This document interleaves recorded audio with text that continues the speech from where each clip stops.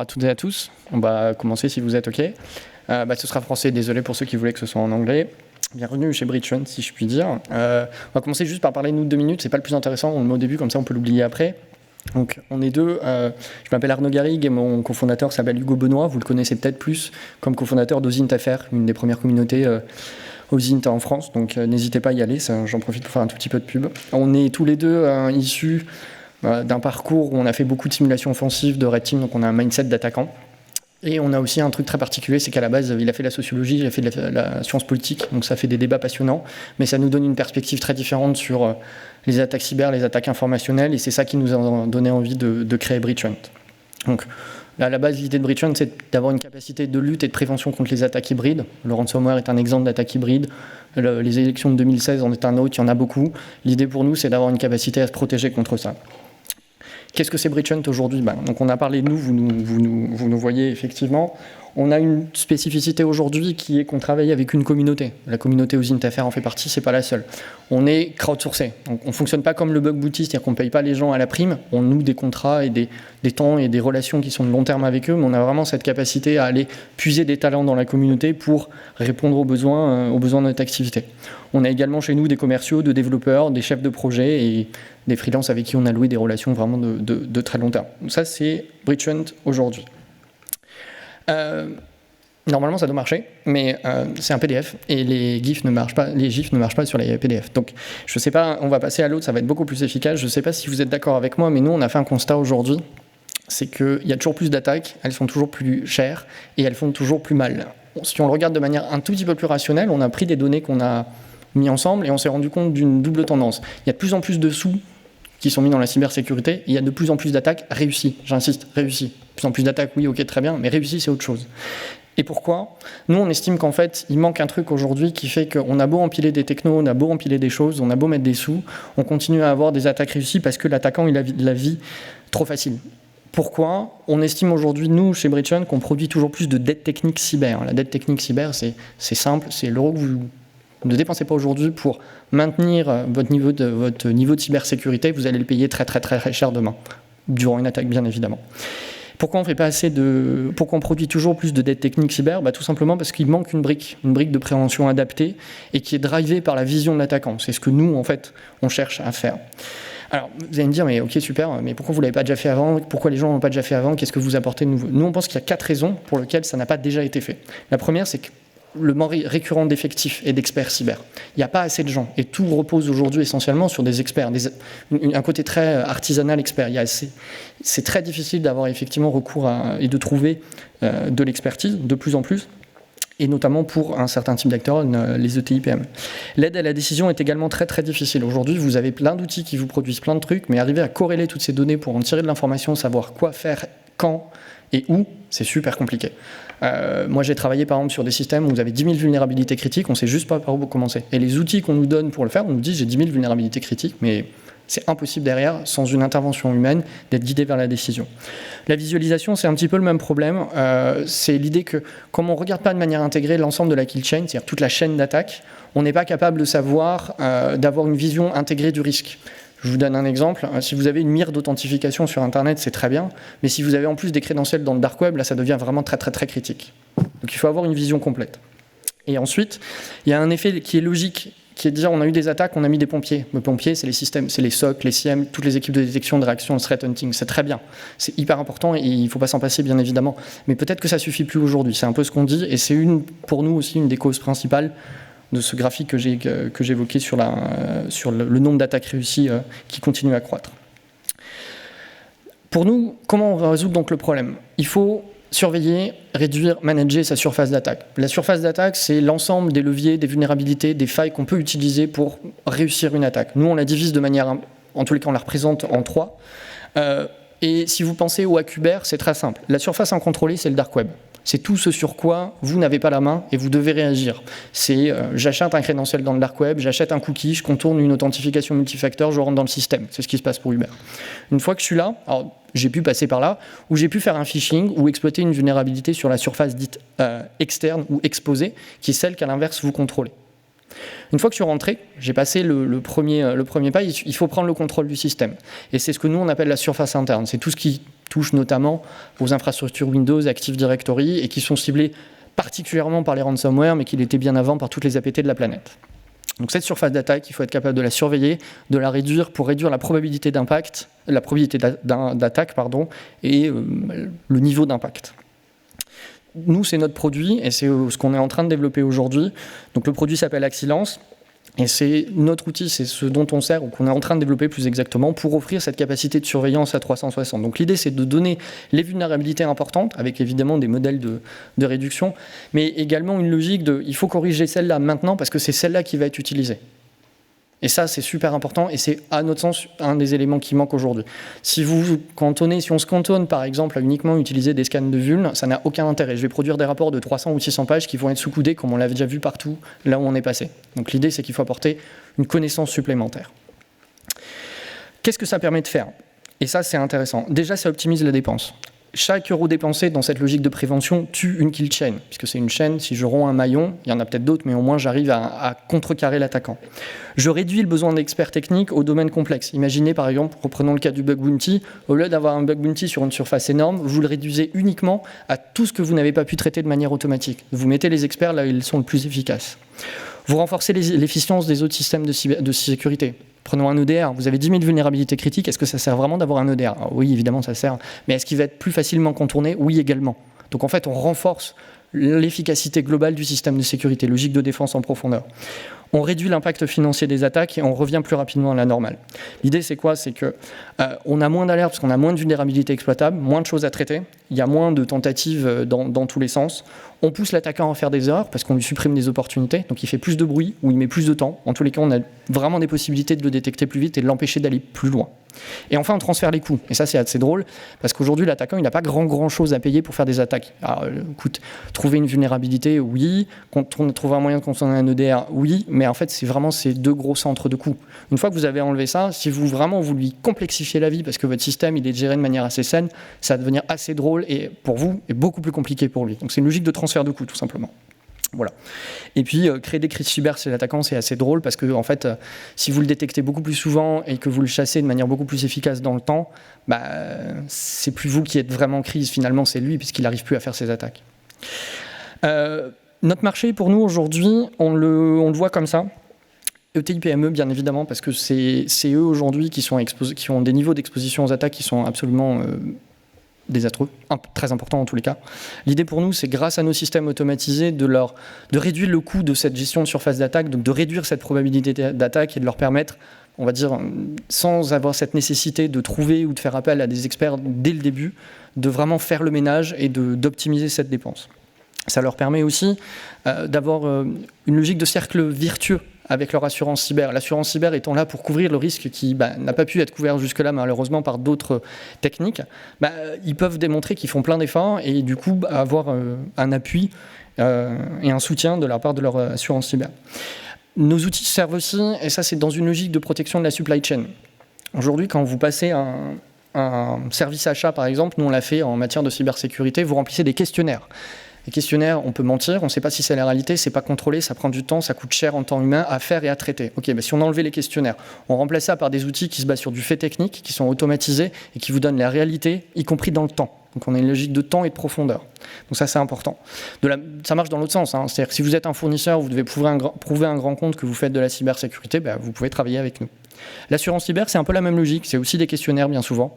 Vous avez des acteurs aujourd'hui qui font du rating cyber, il y en a plusieurs. Notre spécificité à nous, c'est qu'on couvre l'intégralité de la surface d'attaque. Et ça, c'est ce qui fait un peu notre différence. Et du coup, ça permet aussi de se passer de ces fameux questionnaires au moins en grande partie, tout en ayant l'assurance de couvrir dans le temps et dans la profondeur le risque cyber. En tout cas, de savoir ce qu'il en est. Ça, c'est un petit peu le panorama de nos concurrents pour savoir où on se situe et avec qui, effectivement, nous, on peut travailler ou avec qui on se retrouve un petit peu en antagonisme. À la base, c'était un pitch très orienté investisseurs, même s'il y a des gens qui ne sont peut-être pas des investisseurs dans la salle. Moi, j'en arrive à la fin de la présentation. Je ne sais pas si vous avez des questions, mais n'hésitez pas. Merci pour votre attention. Oui.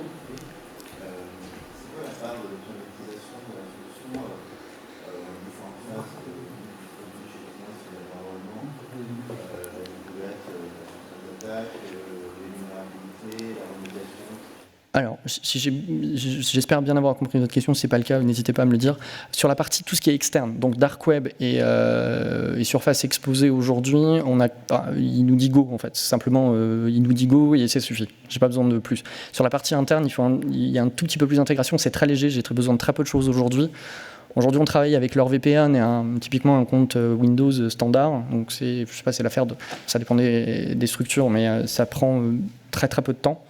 On travaille aujourd'hui, on essaie avec des partenaires pour fluidifier tout ça. Un point, c'est qu'aujourd'hui, c'est un produit qui est en cours de développement. C'est des briques qu'on utilise, nous, dans une perspective plutôt de service et qu'on est en train de transformer en produit aujourd'hui. Voilà. Pour ne pas vendre du rêve non plus, c'est important.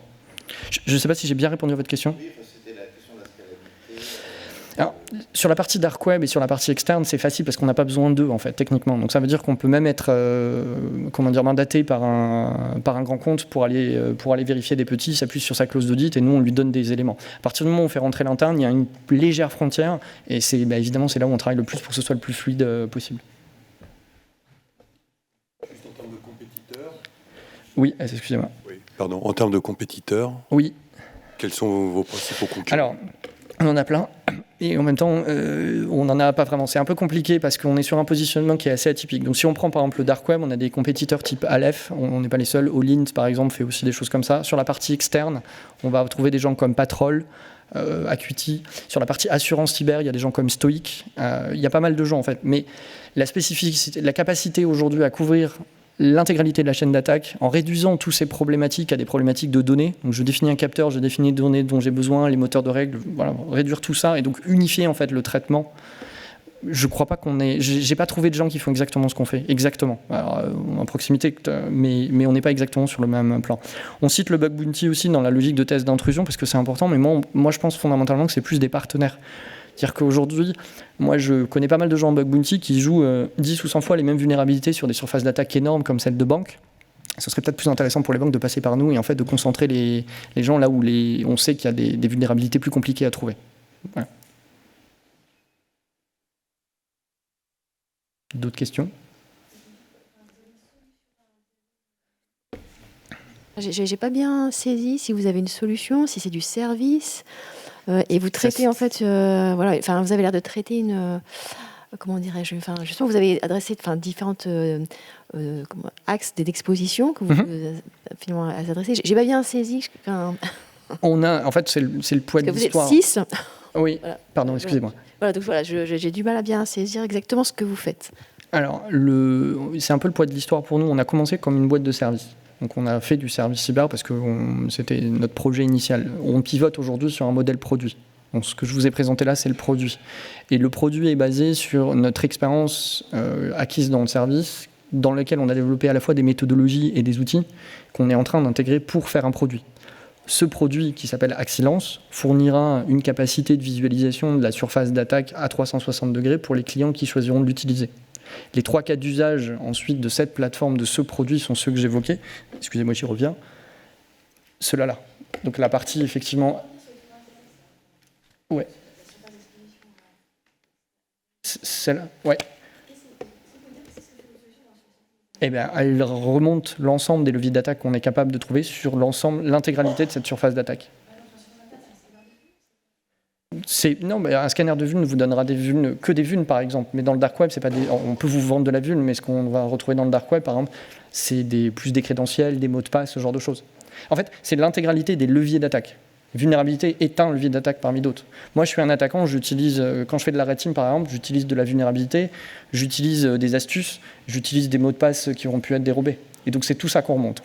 Du coup, vous interfacez avec un écosystème. C'est vrai que par exemple, pour la surface interne, vous interfacez avec un scanner de vuln et vous récupérez les vulnérabilités. Alors, pour rentrer un tout petit peu dans le détail de comment on le fait, effectivement, pour chacune de ces surfaces, on est capable de dire, voilà le type de données que j'ai besoin de récupérer, voilà l'endroit et comment je vais aller les récupérer, et voilà comment je vais les traiter pour sortir l'information dont j'ai besoin. On utilise des scans de vuln comme on utilise autre chose.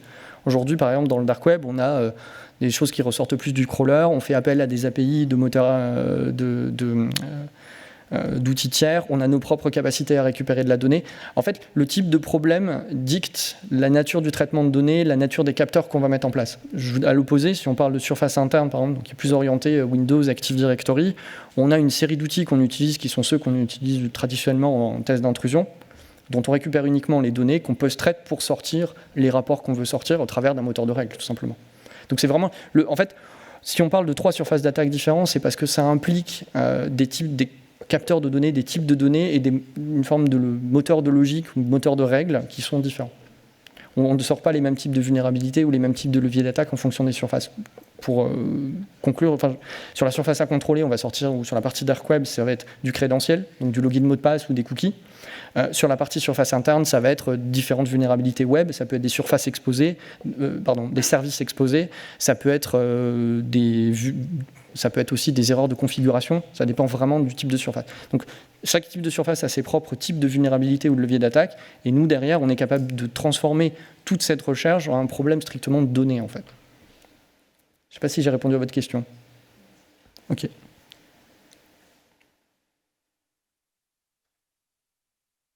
C'est bon? Pardon, excusez-moi. Bonjour. Merci pour la présentation, très, très intéressante. Donc, ce que je comprends, c'est que vous proposez à la fois un service logiciel et un service d'accompagnement. Est-ce que c'est le cas? Et si oui, en fait, comment se passe l'entrée en relation avec vos clients? Enfin, j'imagine qu'il y a une première phase sans doute d'audit. Est-ce que vous pouvez nous dire un petit peu comment vous travaillez dans le temps avec vos clients? On peut. Alors, l'entrée en relation se fait de manière générale par soit de la prospection, soit nos réseaux. La dimension service chez nous est plus ancienne. On était vraiment là au début, donc on a tendance à proposer des missions de conseil ou d'accompagnement. Parmi les missions qu'on propose, qu'on réalise le plus souvent, c'est une logique de diagnostic initial 360. Donc on prend un client qui peut être une mairie, une ETI, une PME, un plus grand groupe, et on dit voilà, je voudrais que vous surveilliez, vous me donniez un diagnostic global de ma surface d'attaque. Qu'est-ce que je peux trouver dans le dark web? Qu'est-ce qui existait? Qu'est-ce qui existe aujourd'hui? Qu'est-ce que je peux trouver en termes de surface exposée? Quels sont les trucs exploitables? Et pareil en interne. Et ensuite, on travaille, c'est le mot-clé, pour établir des relations de plus long terme, donc de faire ça de manière un peu plus récurrente avec nos clients. Sachant que côté client, bien souvent, la difficulté, c'est il y a une logique d'évangélisation pour leur dire ça sert à rien de faire un pentest par exemple s'ils commencent en cybersécurité, passez plutôt par un truc un peu plus global, vous aurez une vision un peu plus large de votre risque cyber, pas uniquement réduit sur un truc tout petit. Et ensuite il faut qu'ils aient la capacité à intégrer ce qu'on a produit et à corriger les vulnérabilités. Et ça leur prend toujours un peu de temps. Donc, nous aujourd'hui par exemple on a un peu cette difficulté de trouver le bon créneau de temps. Est-ce que ça sert est-ce qu'on vient et on fait une surveillance mensuelle, bimensuelle? Ça dépend vraiment des cas. Sur le dark web, aujourd'hui on a des POC on fait de la surveillance bimensuelle sur des logiques de surveillance plutôt interne. Donc tout ce qui est Active Directory, on pourrait presque sur 3 fois ou 4 fois par an, trimestriel quoi. Parce qu'il faut que les gens puissent intégrer, corriger, et en fait ça sert à rien qu'on repasse de suite. Mais dans la manière dont vous présentez les choses, ça donne l'impression que vous vous adressez plutôt à des clients qui n'ont pas d'équipe cyber en place.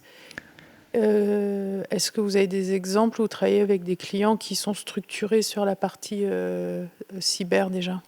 On a les deux. Généralement, en fait, les clients qui ne sont pas structurés, on leur propose d'avoir un diagnostic complet, vraiment cette logique de 360 pour leur dire, voilà, l'état de votre risque cyber, globalement, il est là. Voilà, vous êtes très exposé, un peu exposé, etc. Sur ceux qui sont déjà structurés, typiquement les grands comptes, on est vraiment sur des choses beaucoup plus précises, par exemple le dark web. On va se faire de la surveillance dark web. Ça, on a un ou deux cas en cours où on fait de la surveillance sur des choses très très pointues, on va dire, parce que c'est ce qui les intéresse. Par ailleurs, ils sont déjà équipés sur d'autres sujets. Voilà. Pardon, si je vais trop long, vous me dites. Est-ce que j'ai répondu aux questions? Formidable. Merci à toutes et tous. Merci pour cette opportunité.